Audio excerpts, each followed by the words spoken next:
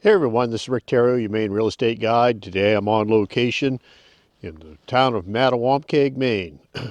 And this location, I spent a fair amount of time here. I grew up here in Mattawamkeag, spent my formative years here in this little hamlet, I guess. Mattawamkeag's a small town in northern Penobscot County. It's got a current population of around 600 residents. When I was kid growing up here, it was about 1,000 population at that time. So the town has shrunk a bit since since the 70s and 80s. But what I have coming to market today is a wonderful piece of property. It's 167 plus or minus acres of recreational timberland with quite a bit going on. It's got about 3,200 feet of public road frontage along uh, the state maintained highway, Route 157. So you have utility power at the street. The property has a good inventory of growing timber. I walked it the other day and it looks really, really nice. There are also two spring-fed ponds that are on the property that could be utilized as your own private trout ponds if you wanted to. There's also a stream that meanders through a good portion of the property. And I haven't been on a piece of land in the last 5 years that has had as much white-tailed deer sign as this property does. So this looks to be a fantastic opportunity to have a wonderful large tract of land, 167 plus or minus acres, with a good inventory of timber and a lot of wildlife at a great price. This is coming to market at $225,000. So with that, let's take a little bit of a closer look around. We're gonna talk about some of the history of this property and show you some of the highlights. But it's a great piece. One of the magnets for the whitetail here is there's a good crop of oak trees on the property, and there was quite a bit of mast on the ground, and the deer just been tearing it up. So that part's really exciting. We are where the majority of the land is on this side of the road, which is the north side of 157. There is an owned strip of land that's 75 feet wide that goes directly to the Penobscot River. So you do have owned access to the Penobscot River on the opposite side from this property. So you got river access on your own land, 167 plus or minus acres of timberland with two private spring-fed ponds. This one behind me is nearly 3 acres. It's about 2.75 acres in size, and there's one on there's a road that runs in between them, and there's the other one's about an acre and a quarter, and they're both spring-fed. But this is a fantastic opportunity coming to market, and again at $225,000. So we're on the Maine gravel road that traverses the property, and it begins at the edge of Route 157 and comes in between these two spring-fed ponds, and then continues in this direction uphill to the top of the land, and then up there there's trails, old logging roads. They're in pretty good shape. Down here, this area has been left unmaintained for, I'm going to say, probably the last 20 years. And that's about the last time the property was cut, commercially logged. And you'll see that when we get up on the hill, that there's some pretty good timber up there. It was about 15 or 20 years ago. It was logged. And this roadway is in pretty good shape, and it's built, this whole area is really good gravel. And I think looking at the property and just kind of knowing the area and having grown up here, I remember as a kid that there were gravel pits here in addition to these ponds. So this area was used to sell gravel for people when they needed it. They were building something. Probably a fair amount of the gravel was used when they built the Route 157. So this road is very solid and would be easy to maintain. That forestry mulcher that I have for my tractor would make short work of this stuff, because the road is actually quite wide. It's just lined with alders, and you could just back right through that stuff with that forestry mulcher and chew that right up and open this up. But what this wild alder-lined roadway has become is a deer highway. So the deer, I'm assuming, I can't get inside their head completely. They probably sleep during the day up on the hillside, because the ground rises up about 200 feet in elevation from this area here, which is down near the river and where the ponds are. It's relatively flat, and then it slopes up about 200 feet in elevation change to the top of the property. And so I'm imagining that they probably sleep up there during the day, and then as the sun sets, they come down here to eat acorns. So this section of road is flooded. So if it were me and I was going to maintain this, I would probably build this road way up, haul some gravel in here, and maybe put a culvert in. I'll show you when we get over there. But I'm going to pause the video here because I got to gingerly walk across this ice-covered roadway and try not to break through. So hang tight. Well, thankfully the water in the roadway is frozen to about 3 or 4 inches thick, and that ice held me up fine. But we're at the section where there was a bridge put in here at one point in time, or a homemade culvert of sorts, right in this area here. I don't know if you can just see that timber right there.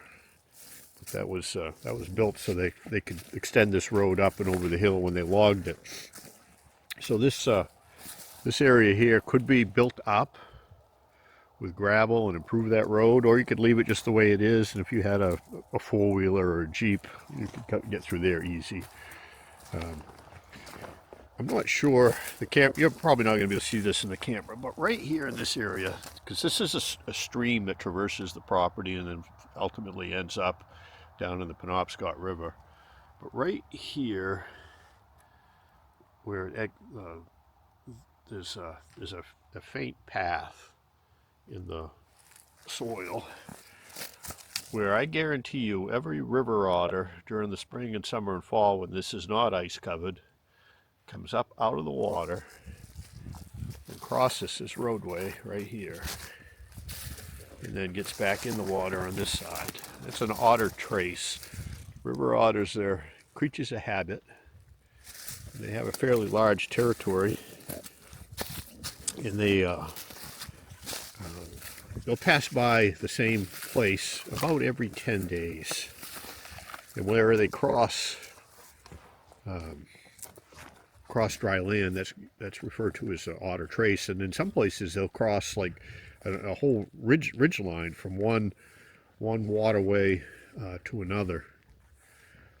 This area here looks a little iffy to me, so again I'm going to pause the video momentarily while I pick my way across, because your Maine real estate guy does not want to get wet. Well, success. We made it across without breaking through the ice. But here's another guide tip. It takes about 2.5 inches of ice to support an adult. And right here in this area where it's crystal clear, you can probably even see the rocks on the bottom. There's the brook, and there's a pretty good flow of water because we got quite a bit of rain last week and we had snow on the ground, so the woods became quite saturated, and the water's got to go someplace, and it gathers in the low areas and then runs off. But anyway, you got quite a flow here, and so moving water doesn't freeze quite as readily as water that's just standing still. So I had to be careful over there, and we made it through. But let's head on our way up the hill and talk a little bit more about this property. So this roadway is actually pretty nice. I walked quite a bit of it like 3-4 days ago when I was here checking it out prior to putting it on the market. And again, the road is very solid. This is all gravel. The soils for this property are largely gravelly loams, and it's quite obvious from the gravel pits that were historically on this area that gravel was a resource that was mined and sold from here in the past.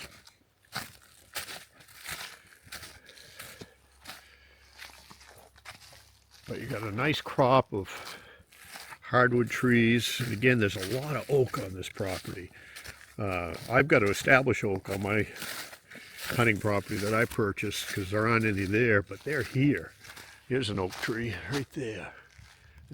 They're all over the place on this property, and they're bearing acorns. So you know, the squirrels and birds and stuff, if they drop an acorn someplace and it happens to germinate, well, you're going to get another oak tree, and that's kind of how it goes.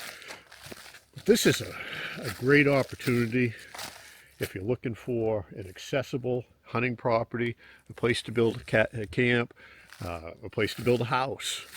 You got utility power at the street, great access in a small town, with beautiful water features on the property, as well as river frontage. And at the end of the video, we'll take a stroll up to one of my past fishing holes and talk to you about that in a bit, so stay tuned. But anyway, this is a great place.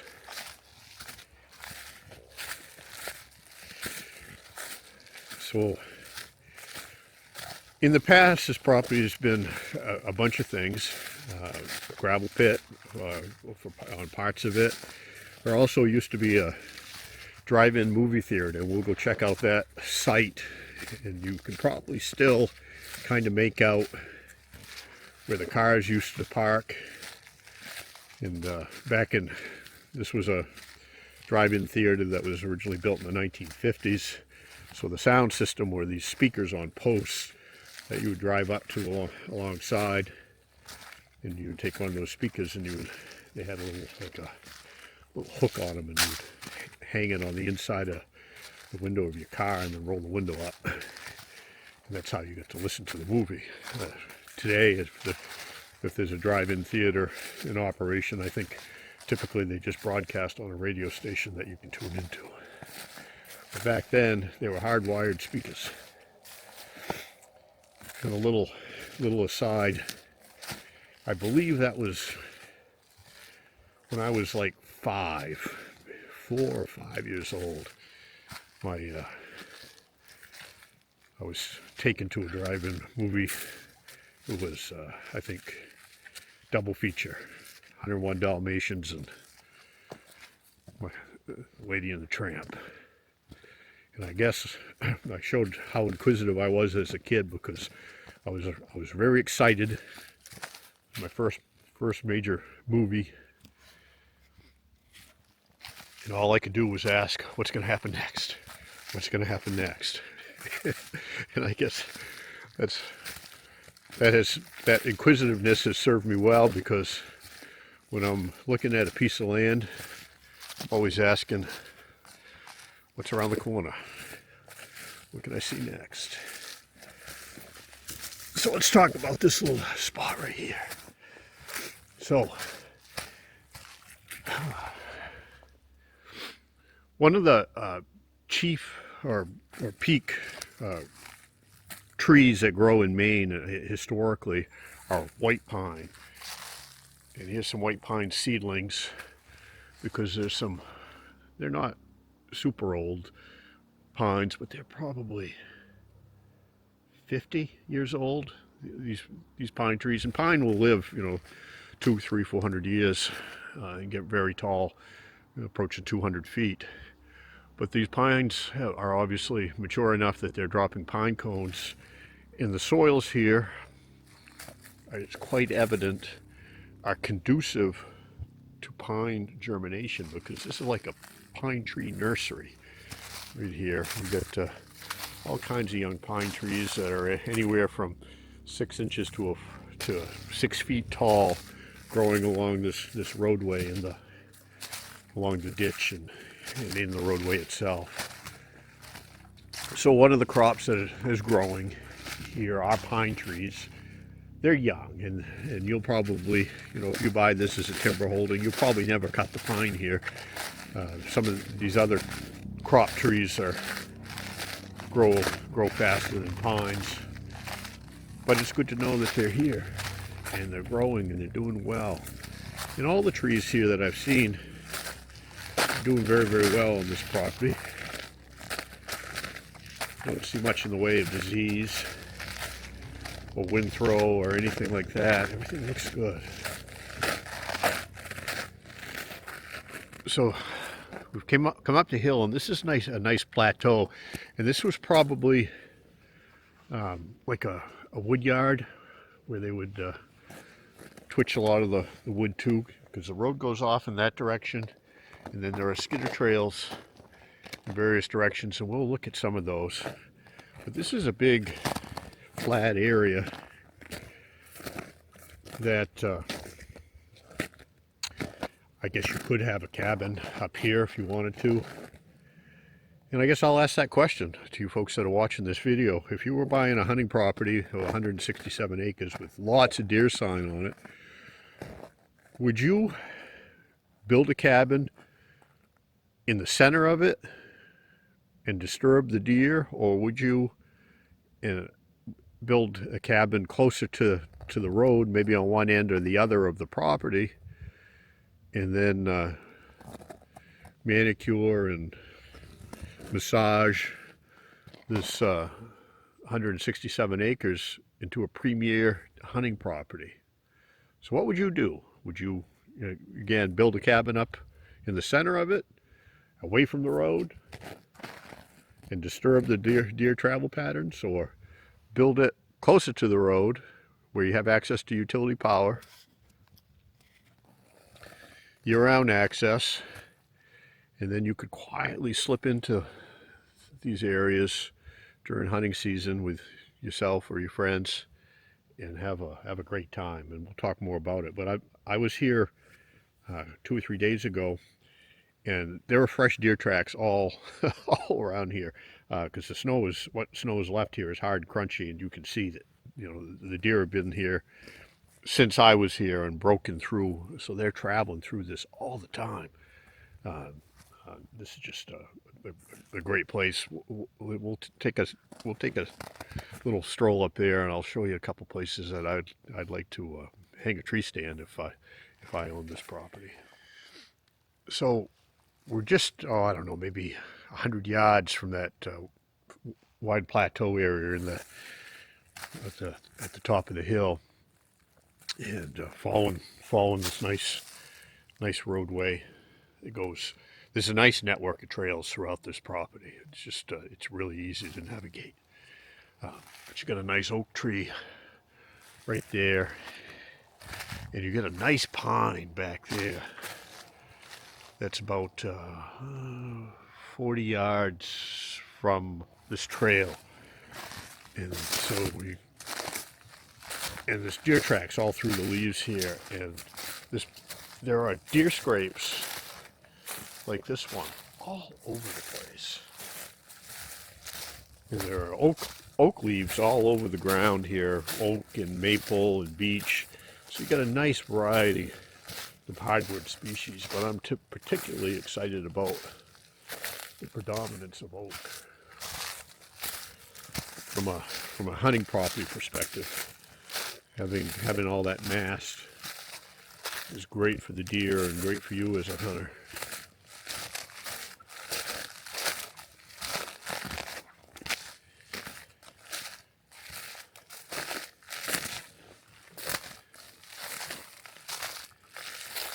There are all these trails, and there's several, and they all converge right down on that main trail, where, you know, if you were in that pine tree and the wind was right and everything was in your favor, I mean, it's not a cakewalk. You got a great opportunity, and there are loads of locations like that. You would discover more given time as you explore the property.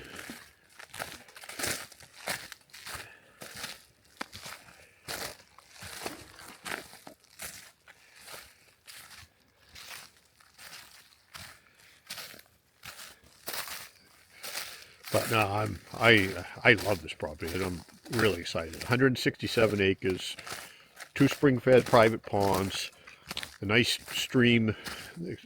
It's kind of marshy on the side. That's great for waterfowl and deer as well. Here's another scrape.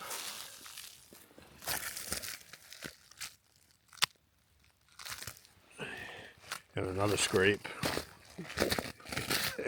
And another scrape. Oh man, deer season's over in this part of the world, but it's fun to get out post-season and just look at this property, and it's great right now. I mean, if you see something you like and you've been looking for a hunting property or a place to build a cabin or a house with in excess of 100 acres of land, this is a great property for $225,000. You're going to want to give me a call at area code 207-731-9902, and we'll come take a walk. I don't see any snow in the forecast, any great amounts of snow for a little bit, and it's we're going to have another little bit bout of rain, I think, on Tuesday. Then it gets cold again, so we should be able to get around pretty good for a while. Later on in the winter, January, February, the property's still available. We can still come in here, but we're gonna have to probably wear snowshoes. But that's okay. That's fun too. But what a property! I'm really excited about that. But again, a little more about the history of this. So that drive-in operated from the 50s through the mid to late 80s. So it was taken down about the time I graduated from high school, and the forest is largely taken over that area. We'll check that out and have a little conversation about, left to its own devices, land reverts back to being a forest. You don't, even without any human intervention, you don't need to, necessarily buy a bunch of seedlings and plant them in order to restore a forest. At least in our part of the world, given time, if you leave a house unattended that has trees around it, and it'll become dilapidated and trees growing out of it, given enough time. So left to its own devices, nature returns to being a forest. As we're bushwhacking through the overgrown area of trees that from one roadway to where the drive-in movie theater used to be, came upon this section of where a buck has just tore this place up. It's just all these rubs right here. Some of them are really fresh, like recently, but this is I'm telling you, this is a fantastic hunting property. And and again, when I was a kid, this is where the drive-in was. But it is, again, left to its own devices, nature will return to being a forest. And just look at this. I mean, this was a cleared area where there was a large screen and a parking area that would accommodate 175 vehicles, and a concession area. Now it's just trees. There's another rub there. Well, let's head on in. But this would be a place if you could sneak in here. Maybe there's some trees that would accommodate a tree stand, and there's a scrape and get all those rubs. And another scrape.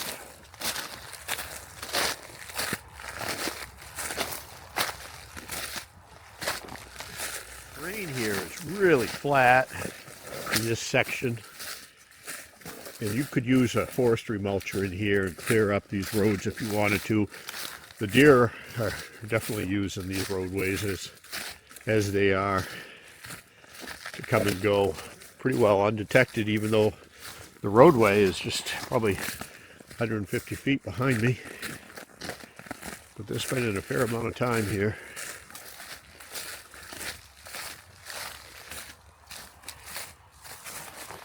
This area here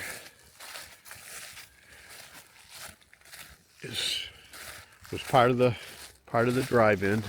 It was kind of a teardrop shape. I don't know. We'll put the drone up and see if you can see it from the sky, but it's probably hard to tell. Satellite image shows it pretty well. You can see if you look at Google Earth where it used to be. But you can kind of make out on the ground little raised areas where where you would park, and that's where the speakers were, and there were rows of those, so cars would come in and line up. You'd come in one way, again it was kind of a teardrop shape, and you would exit another way when after the movie was over. But the screen was towards the road, and but again, this was all just a wide open gravel pad when I was a kid, and it's, you know, we got pine trees growing up and gray birch, a few maple, and then along the roadway lots and lots of oak. Well, we're about a half a mile from the 167 acre property. We're just below Weldon Dam at a location that the hydro company built, oh boy, I bet 30 plus years ago. They built this nice little picnic area, show you around, a nice covered place to have lunch. And you've got a set of stairs over here that are crushed stone and timbers that go down to the river's edge, and there's a post with a pulley over here. There used to be a rope here, but the rope's gone. But nonetheless, I used to keep a rowboat down here and fish this, and you can, a couple of people with a rope and a couple of buddies could lower a 12 or 14 foot boat easily. You can walk it down the stairs without it getting away from you. You get it down to the shore, and then in the fall, when you want to take it back home, you can pull it back up by putting the rope on the pulley. So it's not as easy as backing a boat trailer down into the river's edge, but cripe, we're 50 feet above the river here at this location, so what are you going to do? But nonetheless, that is a fantastic pool down there to fish, and I had one of my best nights of fishing. It's been a long time, but I went down there one evening, took a ride over here, and I brought a topwater popper with me and a spin rod, and I think I made, oh boy, 24 casts maybe, and hooked 20 plus 3-pound plus smallies. It was just an incredible evening of fishing. I came back the next day and I caught 2 fish. So, but that's fishing. But hey, you could have a night like that here too. All you got to do is be here when the fish are in the mood and throw a lure out there and work at it. But it's a fantastic place to fish. This is, again, part of the Penobscot River. We're just half a mile from that 167 acres, and you could use this as your own private playground. I bet most of the time you would never see another soul here, even though there are improvements here for a picnic area and whatnot. People just don't fish like they used to, and so if you like to fish, you'll have that pool pretty much to yourself, in my opinion. But anyway, back to the property. So if you're in the market for 167 plus or minus acres with 2 private spring-fed ponds, a stream, growing timber, mast, an incredible crop of deer, you want to give Rick Theriault, your Maine real estate guide, a call at area code 207-731-9902. And let's go take a walk and check that property out. You'll love it as much as I do. I guarantee it. Uh, and, and, and as we grow this channel, I'd appreciate it if you'd like and subscribe. Give me a thumbs up. Give me some comments. Again, if you know a little history about those foundations back there on the property, put that in the comment sections. And also let me know, what would you do? Where would you build a cabin if you were going to build a cabin? Right in the middle of it or on the edge of it? So look forward, until next time, this is Rick Theriault, your Maine real estate guide, on location in Mattawamkeag, Maine.